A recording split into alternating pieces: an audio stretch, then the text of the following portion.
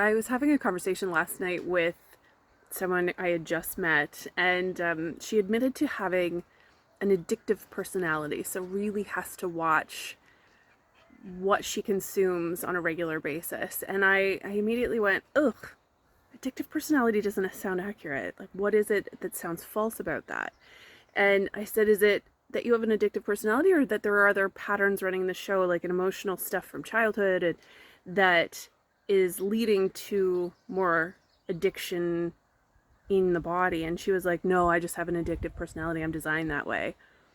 And I was like, okay, fair. Like, she was getting a little defensive, and that's okay. That's just where she's at. There's zero judgment on that. But sometimes I like to plant a little seed. And so I researched this morning. I was like, hey, I want to deep dive in this and see if there is legit personality traits that create addiction.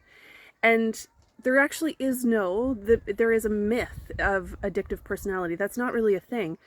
There's personality traits that are maybe more prone to addiction if you're more impulsive and make quick decisions and hot-headed, but a lot of that can stem from childhood trauma, issues growing up where you didn't feel seen or heard or respected, abuse, and then a lineage. So I did look at there is one thing, you can be genetically predisposed for addiction depending on your ancestors or your parents, and that can be a fairly high number of genes in the body that are expressed with addiction, and that can technically be tested for, but the science hasn't quite caught up.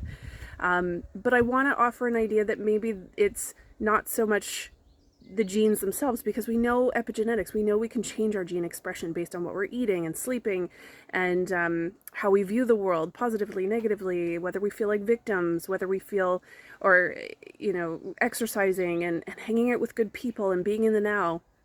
We can change everything. So I wanted to offer this perspective because I know addiction is so multifactorial. There's socioeconomic status, there's environment and upbringing, there's emotional, physical, sexual trauma. It has so many factors to it. But everything I just mentioned can be, in some capacity, healed. So no one needs to say, it's just who I am. It's just my personality. I have an addictive personality. That's not a thing. Go deeper.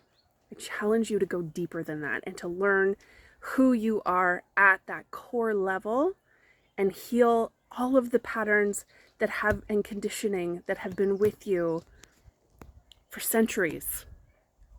It takes a little bit of courage, and it takes a little bit of seeing the truth.